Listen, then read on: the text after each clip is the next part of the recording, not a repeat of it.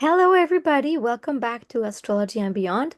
I am Tatiana, also broadcasting for ANN Archetypal News Network.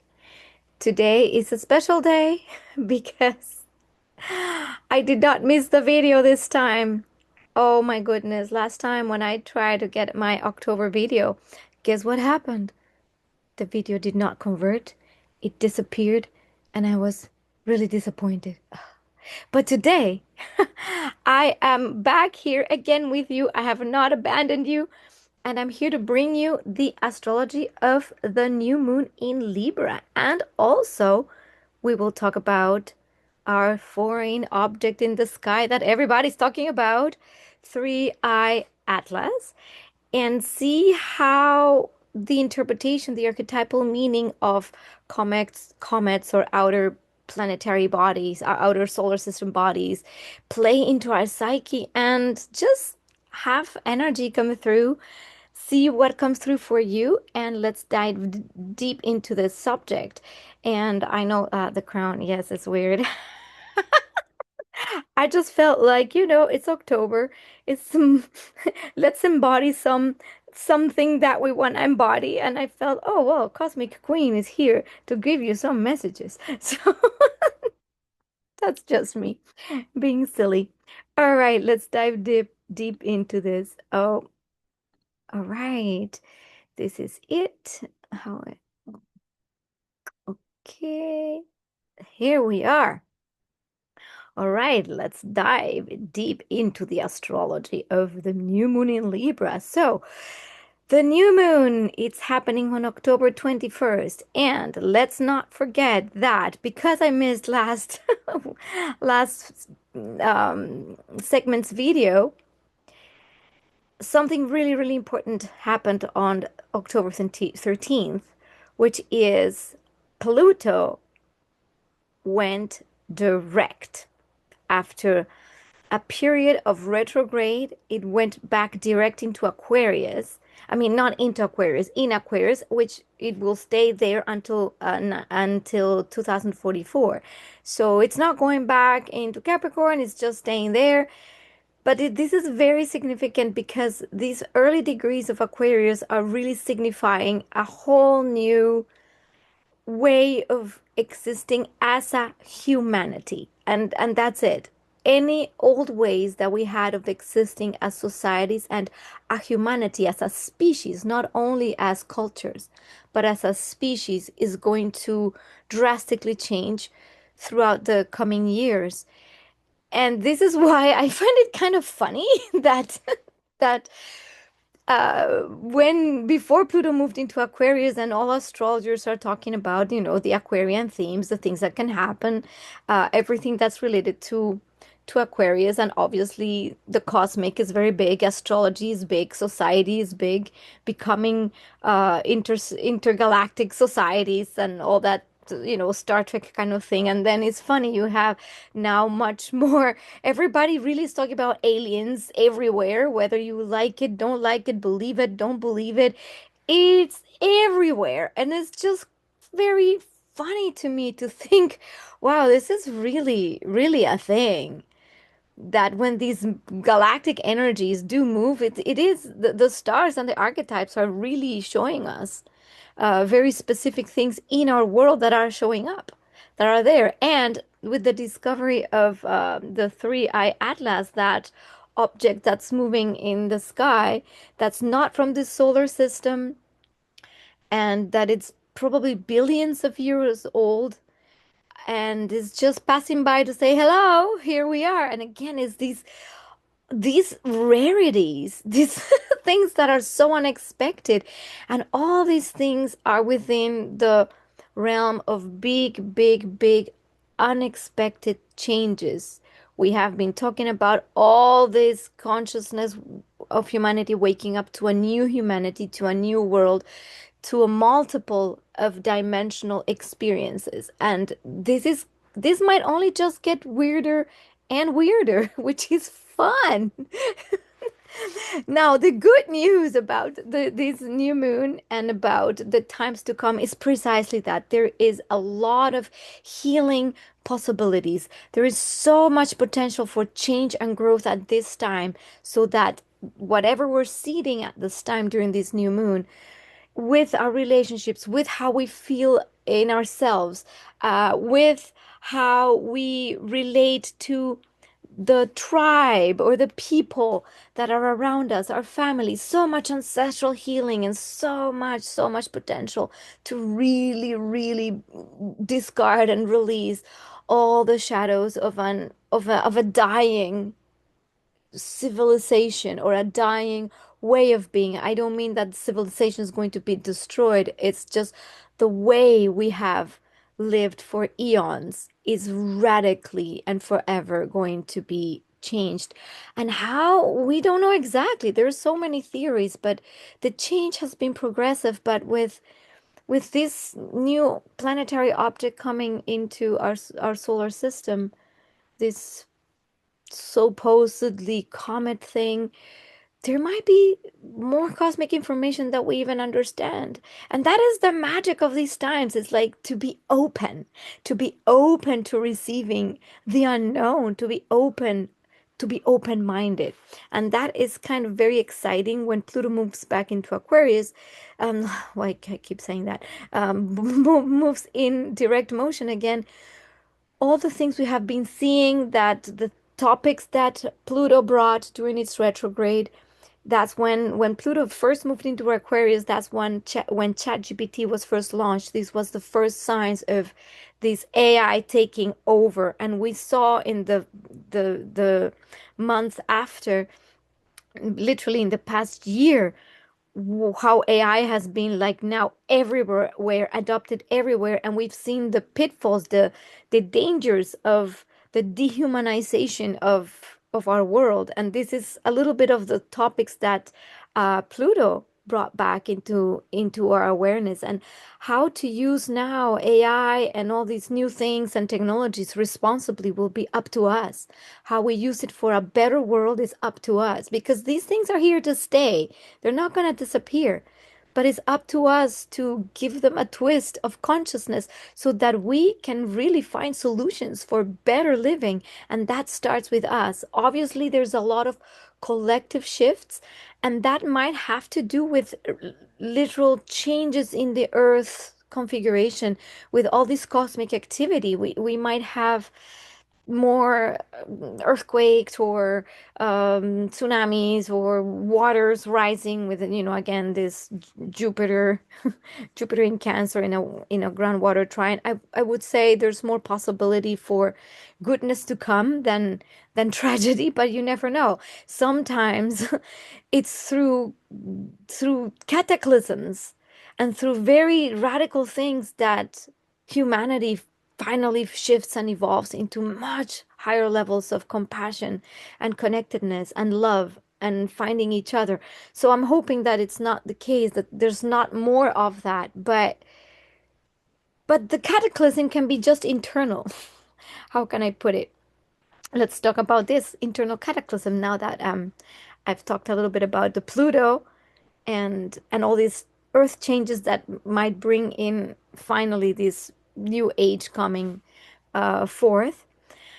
This grand water trine is part of this new moon in Libra. So this new moon in Libra is hosted by Venus, and Venus has like no one aspecting her. So it's like, it's kind of like in a waiting, holding pattern. And because Venus is in Libra, a lot of the focus is in what brings harmony to our lives, what relationships, or how do we want to nurture our relationships to bring forth more harmony in our existence. That is all of the themes of Libra, is bringing things into balance when they're in imbalance, when there's too much give and not enough receive, and where there is too much take and not enough give. So all these things tend to be part of the themes of Libra. It's the self versus the other. Is how do we still be ourselves? And this theme has been on repeat for the past like almost 2 years. I've talked about this polarity of Libra Aries a lot. And Chiron will be part of the mix of this of this new moon. And in this new moon, there might be realizations around the people we are with, the environment we are in, what we truly value, love, and desire, how we want to live in harmony with ourselves first and then with each other. Maybe new people might come into our lives that feel more aligned with our values. It is very possible that through these times there has been a lot of people leaving our lives for many multiple reasons, or we have changed, or we are going to be prompt to change in the coming months. That's kind of part of also the development of this new moon, is that this might be an announcement of things to come that will be more aligned with our soul. Now, this opposition to Chiron, to the sun, and the moon, to the new moon, literally, it's almost like the Chiron and Aries energy of not feeling that we're capable of being ourselves deeply and truly and honestly is finally starting to click. Is that release of ancient uh, wounded masculine energies where in order to get something we had to fight, we had to struggle, uh, and if not, it was about defending territories and then being killed, and war, and it's the wounds of war, it's the wounds of fighting, it's the wounds of not being enough, also is the wounds of leadership. It's all of that is the wounds, the quintessential wounds of the masculine, and the initiation energy, the one that said let's go, and that anger. So finally we're maybe coming to terms for once and for all with how this divine masculine energy within all of us, because it's not just only men, it's women, it's everyone. The father archetype wounds, the masculine lineages are finally starting to be deeply released from the unconscious. Is the deep patriarchy, but it's also the oppressive patriarchy. Is the toxic warrior. It's about that energy that is how it's being turned into something more wise, is the embodiment of the wise warrior, the wisdom, and not only that, the embodiment of truth, of spirit, is the way spirit moves to create and not to destroy, and to create from a place of assertiveness, of courage. This is all the Aries energy, is the courage to be oneself, fully embodying spirit and fully embodying truth, no longer in resistance to oppression, no longer to fight each other for territories, for resources. Now is the time where we can see, wow, wait a minute. We are all part of one big, gigantic human family, and we're still here fighting each other and try to defend ourselves, defend our families, our territories, and that's part of the lower expression of the energy. But the higher expression of the energy is pointing to this grand water trine. And this grand water trine, it's showcasing Mars and Mercury conjoined, and in trine to Jupiter in Cancer, and trine to Saturn in Pisces. And this energy, it's a flowing energy. It's what we call opportunity. Opportunities are coming. Uh, Opportunities for the action, which is Mars, the will, that divine masculine self, the masculine energy is the will power, because in Scorpio is ruled both by Mars and Pluto. And is this the willpower, is how we use the willpower and our words to affect long-term changes. It's like the steady building of a new world, but it's also the steady uh the steady deepening of our psyche. In Scorpio, we will not be spared from looking at the shadows, moving the deep waters. This is why this is feels very ancestral, because Cancer is the energies of the lineage, is the energies of nations, is the energies of the mother, the tree, the roots is very deep. Is the that's the Cancer energy. Jupiter brings about what feels comfortable, what feels true, and what feels healing to our sense of safety, security, and rootedness, the belonging. We're healing belonging deeply, and we belong to this earth. We deeply belong to this earth and we belong to the whole human family is one big family. It's a system of trees. It's not just one tree. Each family is a tree, and all the trees are big forest. This is beginning to land in our humanity, and unfortunately, sometimes it lands through struggle. It lands through the lens of the ego, through the lens of what we believe we are on our own. We can no longer survive just on our own, pushing ourselves against each other. And this is part of this T square that we see between Jupiter and the Sun and Chiron, which I've been talking about. That's the wound of the masculine that wants to be healed. That feeling of not belonging and having to push oneself or isolate oneself from the tribe is the isolation.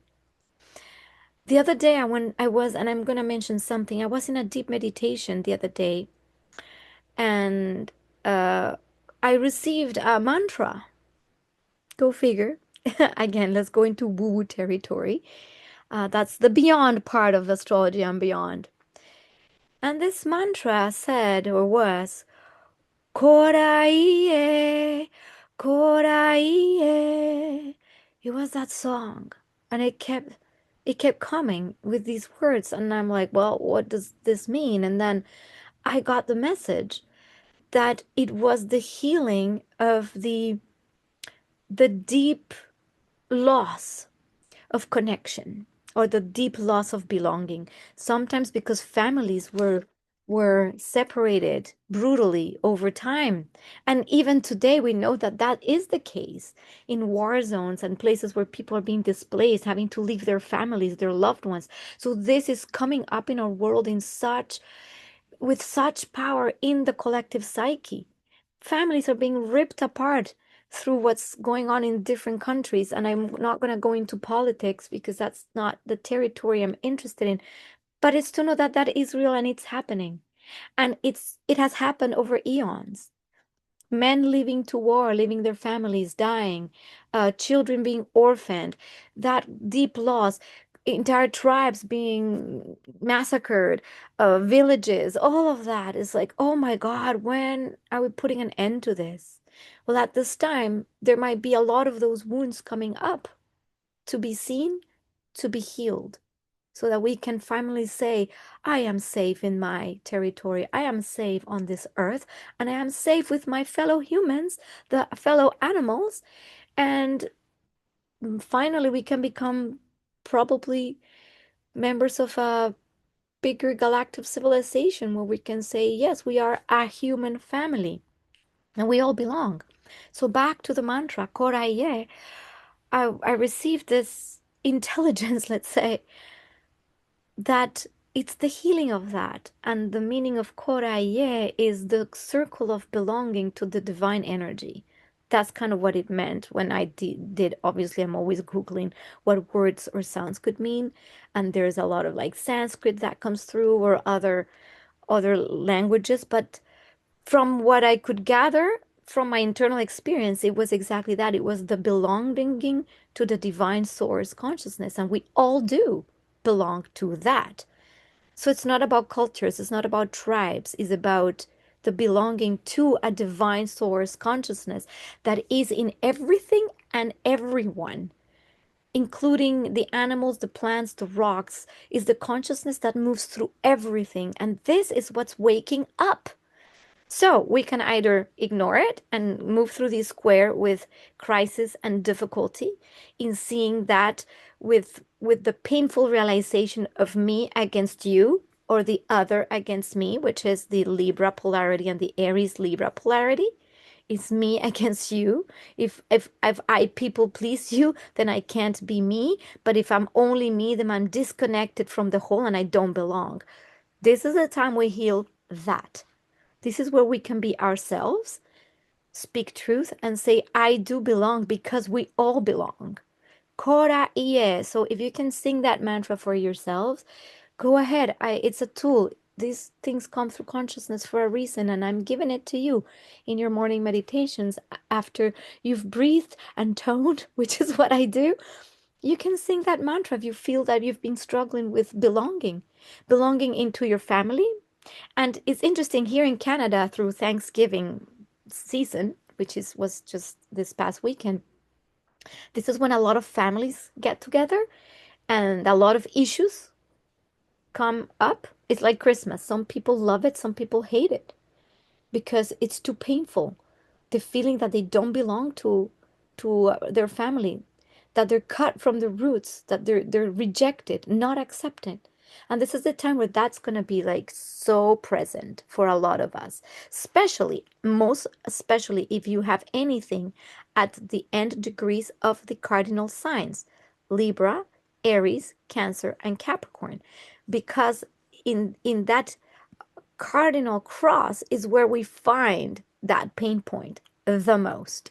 So look in your charts to see if you have anything, any planets or points at these degrees between the 20th degree of the cardinal sign and probably the fifth degree of the fixed signs where this energy can be moving through.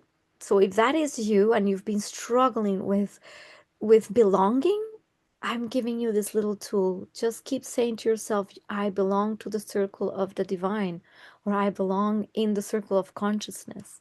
Koraiye, koraiye, and you can sing it to yourself. The words have frequencies, and the frequencies vibrate information into our being. So there you have it. That's that.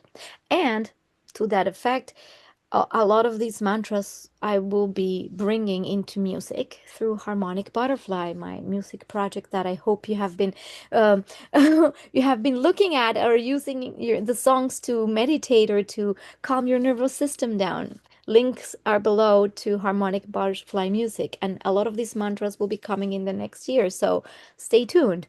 That's just my little. Anyway, let's keep moving forward with this. So.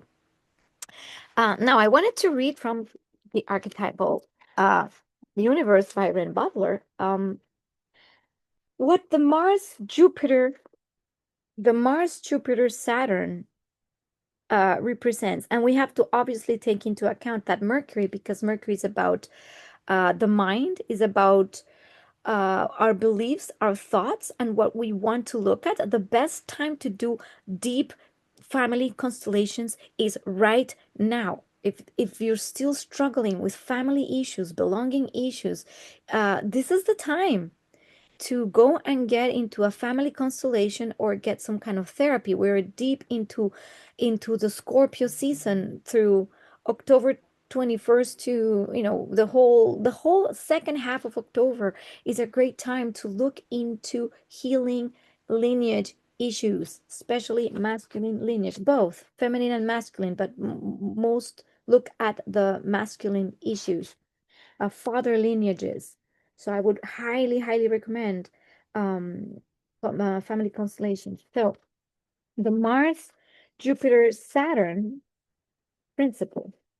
It's a careful yet expansive and constructive approach to undertaking goals and projects, responsible action, tempered enthusiasm, and need to act with mature philosophical values in mind, a dynamic pursuit of balance, the cultivation of practical skills, careful preparation before starting projects, a capacity to work hard and smart. Um, there is a quote here. Perseverance is not a long race. It is many short races, one after another. And that's from Walter Elliott.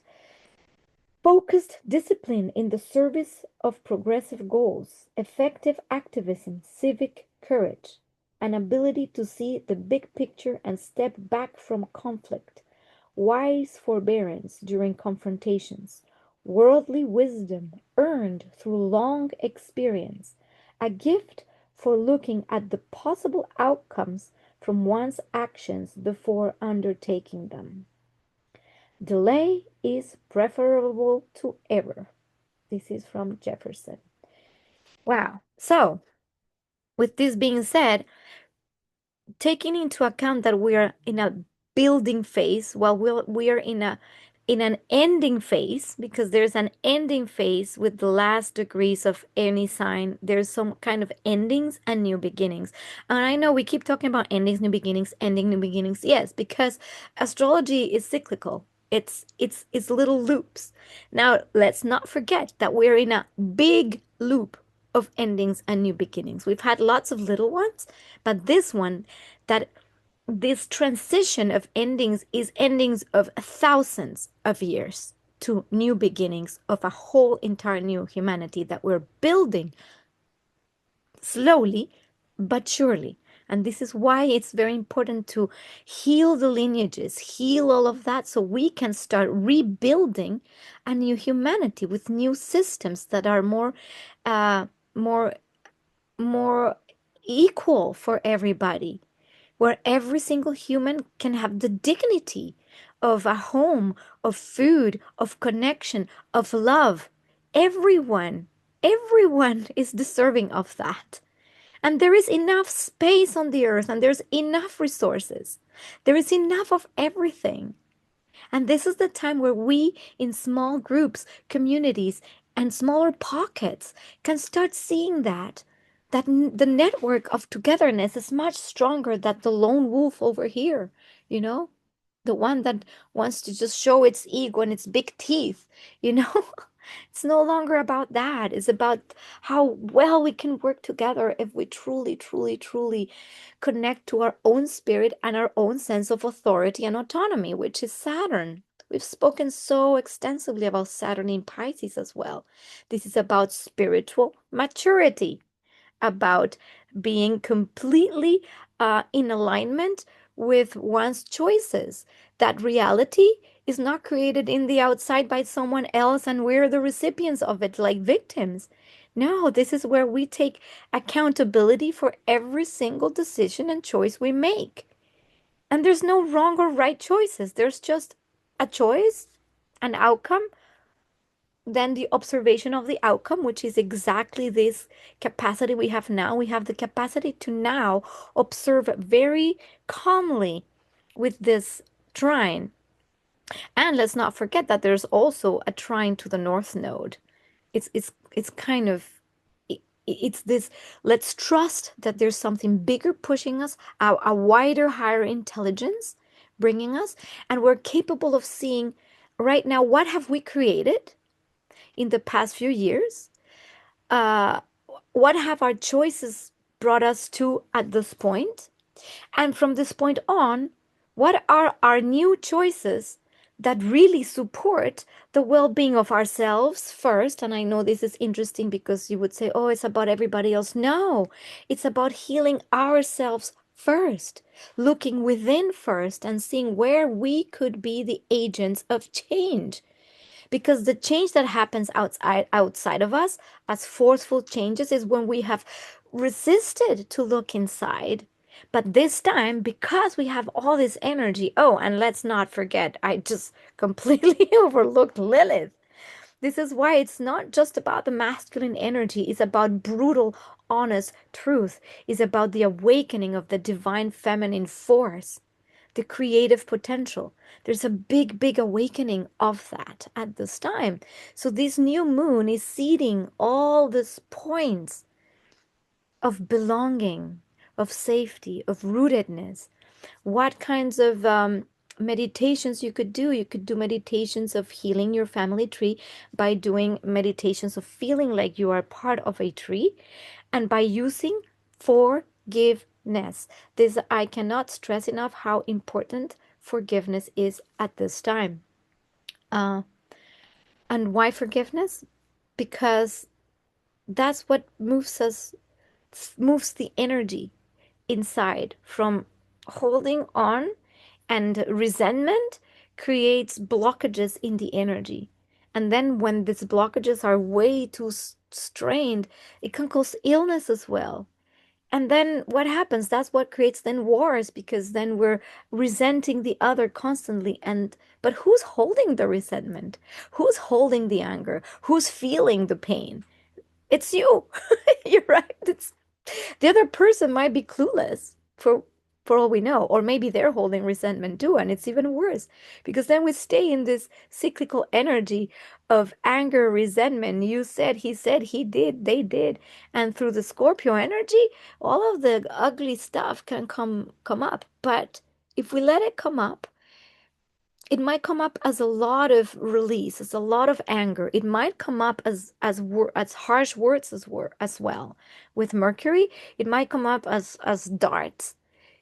But resisting that will be the key, so that instead of darts, we use that energy intelligently to look within and have immense compassion to our process, our personal process of transformation, because the Scorpio energy is all about alchemy.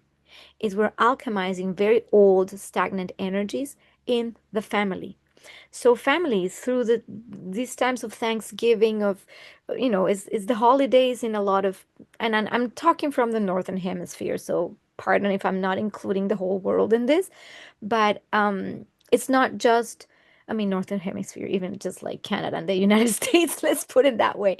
But through what we call holidays in many cultures that are happening at this time, from the harvest in the Northern Hemisphere to all these uh, different gatherings and reunions that happen, this is when a lot of that pain comes up. That's the point I wanted to make with this comment. So don't think I'm completely discarding the rest of the world, but of course I'm here. I live in Canada, so I speak from what's closest to me at this time and from what I can observe. And yes, I have some friends that have expressed how disconnected from their family they feel and how rejected, and that is painful. And that is very, very painful. So how can we also support those processes instead of saying to people, "Oh, you're this or that," or blaming them? How can we also support the process of our friends and loved ones that might feel lonely, disconnected, especially from their core, their families? What words of kindness can we give them? What words of support instead of adding, uh, adding, uh, like, how sometimes you're talking and people are like bitching about each other and saying, "Oh yeah, that asshole." I'm sorry, I'm using so many swear words, but that's how it's coming. You see, it's very, very Mars, Mercury, very Mars, Mercury, Pluto, but it's like saying like, "Oh yes, let's say there's a legal battle or something that's been happening between maybe a husband and a wife, and then so that, and then there's the camps, right? And then these bad mouth this camp, and that's the nasty energy that we're trying to transcend. So instead of that, how can you be a supportive friend to look more with compassion at maybe the pain of someone that you are holding space for? And instead of adding more to the fire, can you help soothe the wounds of one and another?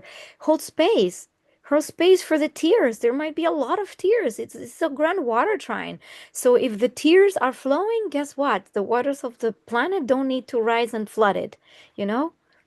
Then we don't need tsunamis if we can let the tears flow. This is great. This is great news.